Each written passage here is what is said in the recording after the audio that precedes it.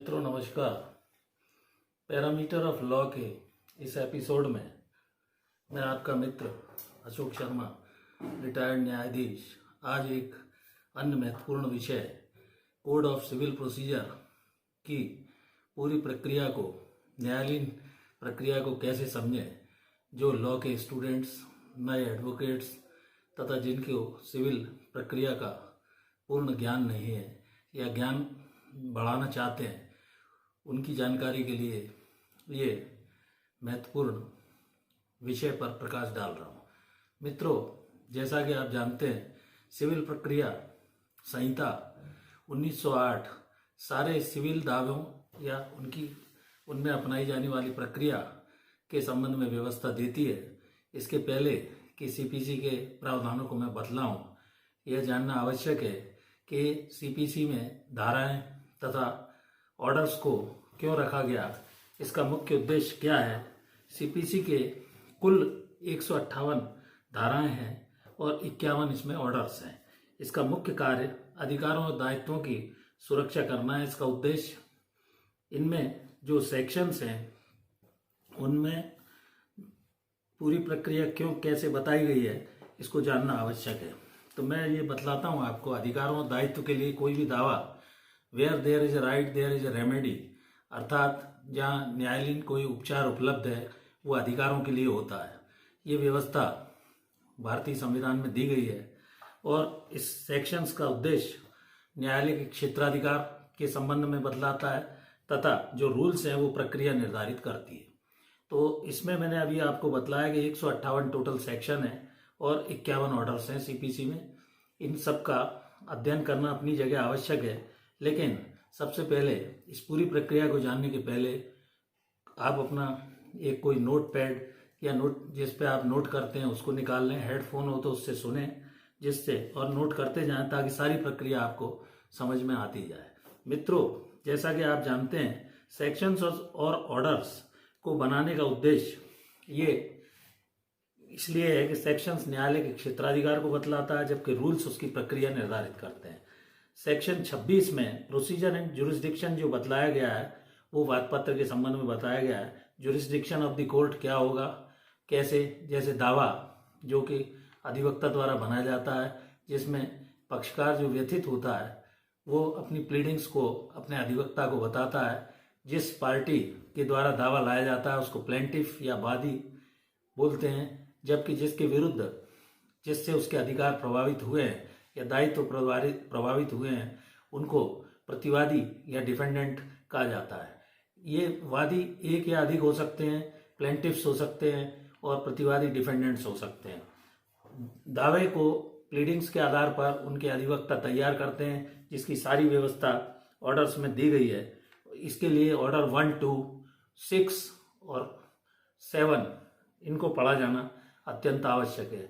जो वाद पत्र में कौन सी पार्टीज होंगी, पक्षकारों का संयोजन, अगर एक से अधिक पार्टी हैं, चाहे वो प्लेंटिफ हो या डिफेंडेंट हो, उनके लिए पार्टीज ऑफ द सूट उचित है कि नहीं, पक्षकार, ये सब देखना होता है। ऑर्डर 2 में वाद की संरचना सही है कि नहीं है, प्लेंट कैसे तैयार होगा, उसमें क्या प्रक्रिया अपनाई जाएगी, 2 प्रति में होगा, सपोर्टेड बाय एफिडेविट होगा और न्यायालय में वो प्लेंट के रूप में प्रस्तुत किया जाएगा।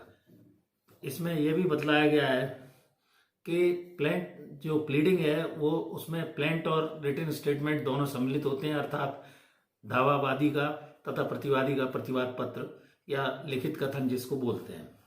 पार्टीज पक्षकार होंगी, प्लेंट जो है वाद पत्र के रूप में होगा। न्यायालय देखेगा कि जो दावा प्रस्तुत किया है वादी ने उसमें सही पक्षकार बनाए हैं कि नहीं, दावा सही ढंग से प्लीड किया गया है कि नहीं, दावे की संरचना ठीक है कि नहीं, इस न्यायालय को जुरिस्डिक्शन है कि नहीं, इन सब बातों पर विचार न्यायालय को करना होता है। इसलिए यह वीडियो पक्षकारों के अलावा उनके अधिवक्ता तथा न्यायालय के न्यायाधीश की भी जानकारी के लिए अत्यंत आवश्यक है, जैसा कि मैं समझता हूँ। अब आपको बतलाता हूँ कि न्यायालय के अंदर जो सिविल केसेस होते हैं, सिविल न्यायालय के अंदर 2 तरह के सूट्स लगाए जाते हैं।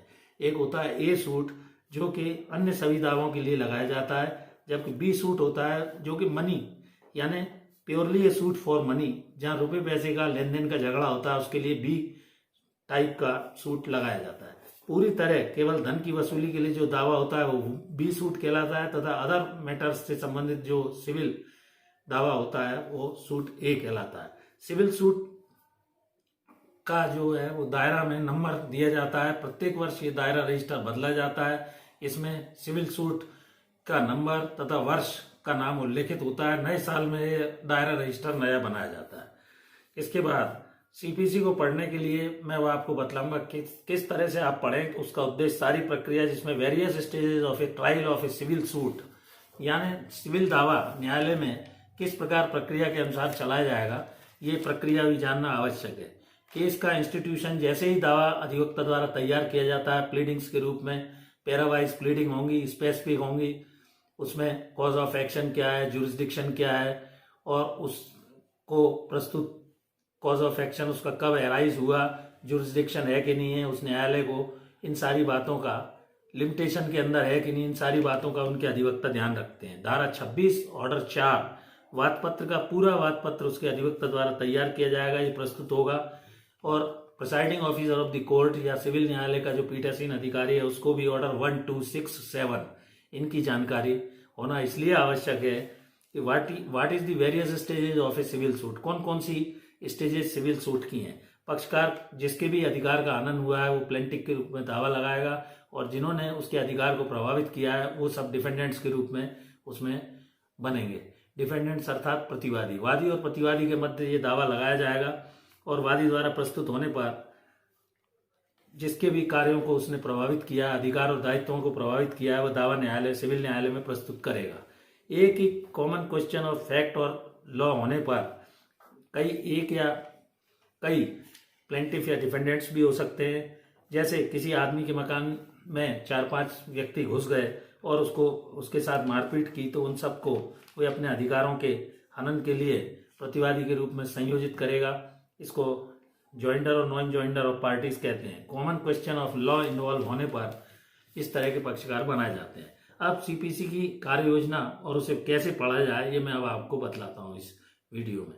सीपीसी को इजिली याद करने हेतु स्टेप्स या टेक्निक्स क्या क्या हैं। पहला स्टेप है ऑर्डर 1, 2, 6 और 7, जो कि वादपत्र के संबंध में कैसे तैयार होगा, उसकी संरचना कैसे की जाएगी, प्लीडिंग्स कैसी होंगी, तैयार होने के बाद प्लेस ऑफ सीविंग कहाँ होगा, वाद कहाँ दायर किया जाएगा, ये व्यवस्था सीपीसी की धारा 15 से 21 का अध्ययन करना आवश्यक है। वाद संस्थगित करने के बाद इसमें सेक्शन 26 और ऑर्डर 4 में ये बताया गया है कि प्रतिवादी को जो डिफेंडेंट के रूप में दावे में प्रतिवादी बनाए गए हैं उनको समनिंग द्वारा कैसे न्यायालय के समक्ष बुलाया जाएगा, उनके लिए सम्मन कैसे जारी होंगे। इसमें सेक्शन 27 और ऑर्डर 5 भी पढ़ना होगा, तथा रिटन स्टेटमेंट के लिए न्यायालय प्रतिवादी को सम्मन करने के बाद जैसे नोटिस भी कहा जा सकता है, उसको लिखित कथन प्रस्तुत करना होगा, जिसकी समय सीमा 30 दिवस रहती है। अधिकतम 90 दिन के अंदर उसे अपना प्रतिवाद पत्र या जवाब दावा देना होगा। वाद पत्र में जो भी प्लीडिंग्स है उसमें प्लेंट और रिटन स्टेटमेंट दोनों को इंक्लूड किया गया है। ऑर्डर 9 रूल 1 सीपीसी में ये कहा गया है कि पक्षकारों की न्यायालय में उपस्थिति कब होगी, कैसे होगी, अनुपस्थिति का क्या प्रभाव होगा।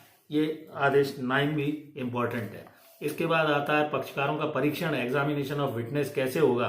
ये ऑर्डर 10 में दिया गया है। आदेश 10 ये व्यवस्था करता है। इसमें 1999 तथा 2000 के संशोधन द्वारा सीपीसी में सेक्शन 89 के प्रावधान, सेक्शन 89 के प्रावधानों को बाध्यकारी किया गया है। ऑर्डर 10 का नियम 1 और 2 इसमें इंपॉर्टेंट है। ऑर्डर 11 ये बतलाता है कि कैसे इंटेरोगेटरीज यानी प्रश्न उससे पूछे जाएंगे। डिस्कवरी, किसी भी तथ्य का प्रकटीकरण कैसे होगा। इसके बाद discovery of fact and documents के प्रोविजन है। ऑर्डर 12 डिस्कवरी ऑफ डॉक्यूमेंट्स से संबंधित है। इसका आवेदन भी लोग पक्षकार अपनी ओर से अधिवक्ता द्वारा लगाते हैं या लगवाते हैं। प्रोडक्शन ऑफ किस समय कौन सा डॉक्यूमेंट पेश होगा, इसकी व्यवस्था आदेश 13 में बतलाई गई है। आदेश 14 में हियरिंग ऑफ द केस यहीं से प्रारंभ होती है, जिसमें कहा जाता है कि यह फ्रेमिंग ऑफ इश्यूज है। प्लीडिंग्स के आधार पर वादी का क्या दावा है, प्रतिवादी का क्या प्रतिवाद पत्र है या रिटन स्टेटमेंट है, जवाब दावा है, इन दोनों की प्लीडिंग्स को पढ़ने के बाद जिसमें स्पेसिफिक डिनाइल आदि होगा तो कॉन्ट्राडिक्शन दोनों के देखते हुए जज इनको देखेगा और आवश्यक समझने के बाद इश्यूज ऑफ फैक्ट और issues of law, order 14 rule 5 ये इंपॉर्टेंट है। इसमें वाद प्रश्न या तनकी या जिसको कहते हैं कि विवाद्यक ये बनाए जाएंगे। इसके बाद जो भी लोग न्यायाधीश या जुडिशियल सर्विस आदि की भी तैयारी कर रहे हैं उनके लिए ये जानकारी अत्यंत आवश्यक है, क्योंकि जज बनने के बाद इश्यूज फ्रेमिंग ऑफ इश्यूज का कार्य जज या न्यायाधीश का ही रहता है। बाद में पक्षकार उन वाद प्रश्न तनकी या विवादों को नोट करते हैं जिन पर की सारी एविडेंस उस केस की बेस्ड होती है। अब ऑर्डर 16 है साक्षियों को बुलाना, एग्जामिनेशन ऑफ विटनेसेस। तो इसके लिए साक्षियों की सूची न्यायालय के समक्ष प्रस्तुत की जाएगी। प्लेंटिफ अपनी सूची पेश करेगा, वादी प्रतिवादी अपनी सूची देगा। ऑर्डर 17 में खास कारण का यदि कोई स्टे आदि की दावे में लेने की आवश्यकता होती है तो वो स्थगन कैसे लिया जाता है, ये व्यवस्था ऑर्डर 17 में बताई गई। ऑर्डर 18 में साक्ष्य अंकित करने का तरीका अर्थात रिकॉर्डिंग ऑफ एविडेंस न्यायालय के समक्ष कैसे होगी, जिसमें एग्जामिनेशन ऑफ चीफ होगा, क्रॉस एग्जामिनेशन होगा जो विपरीत पक्षकार द्वारा या प्रतिपक्ष द्वारा किया जाएगा, और re examination 3 stage examination of chief, cross examination and re examination, उसकी प्रोसेस बताई गई ऑर्डर 18 में। इसके बाद ऑर्डर 20 लास्ट है, जब दोनों पार्टीज की ये न्याय का सुस्थापित सिद्धांत है कि वादी को अपना मामला किसी भी दावे को सिद्ध करने के लिए न्यायालय के समक्ष वैध एवं विश्वसनीय साक्ष्य से ही प्रमाणित करना होता है, तो प्रतिवादी या डिफेंडेंट्स की वीकनेस का कोई फायदा नहीं उठा सकता है। प्लेंटिफ का जब पूरा एविडेंस हो जाता है और वो अपना मामला न्यायालय के समक्ष साक्ष्य द्वारा ओरल और डॉक्यूमेंट्री एविडेंस से एग्जिबिट डालकर प्रमाणित कर देता है तो उसकी एविडेंस क्लोज हो जाती है और प्रतिवादी को यह मौका रहता है अर्थात डिफेंडेंट को कि वह रिबटल में जो भी प्रतिवादी ने या प्लेंटिफ ने एविडेंस उसके अगेंस्ट लाई है उसके रिबटल में अपने विटनेसेस को लिस्ट ऑफ विटनेस के अनुसार कोर्ट के द्वारा समनिंग के द्वारा या कोअर्सिव मेथड से या स्वयं भी उपस्थित रखकर तलब कराता, तब फिर डिफेंडेंट्स की एविडेंस होगी। दोनों की एविडेंस क्लोज होने के बाद ये रिजर्व फॉर ऑर्डर होगा और जजमेंट और डिक्री कोर्ट के द्वारा सारी कार्यवाही के बाद स्टेज पूरी होने के बाद आर्गुमेंट सुनकर फाइनली 15 दिन के अंदर, जैसा कि high court rules and orders में है, नीचे की लोअर कोर्ट्स अपना जजमेंट डिलीवर करेगी। जो जजमेंट होगा, जिस जजमेंट में जो भी ऑपरेटिव पोर्शन होगा उसके अनुसार फिर डिक्री अलग से बनाई जाएगी, डिक्री का एग्जीक्यूशन अलग से होगा। इस प्रकार मैंने सरल भाषा में आपको सारी न्यायालयीन कार्यवाही जिसके तहत आपको पढ़ना भी है और न्यायालय के समक्ष इसी कार्यवाही के तहत सिविल सूट या जो भी दावा पक्षकार अपने अधिकार और दायित्वों के लिए लगाता है, ये प्रक्रिया अपनाई जाती है, साधारण भाषा में समझाने का प्रयास किया। दोस्तों, मैं एक निवेदन करना चाहूँगा कि मैं भिन्न भिन्न कानूनी विषयों पर समय समय पर वीडियो बना रहा हूँ। यदि मेरा ये चैनल आपको अच्छा लगे तो please subscribe this channel and like and comment, और कोई क्वेरीज वगैरह हो तो आप मुझे इसके कमेंट सेक्शन में वो कर सकते हैं प्रश्न, मैं उसका जवाब भी दूंगा। Thank you for watching this video. नमस्कार।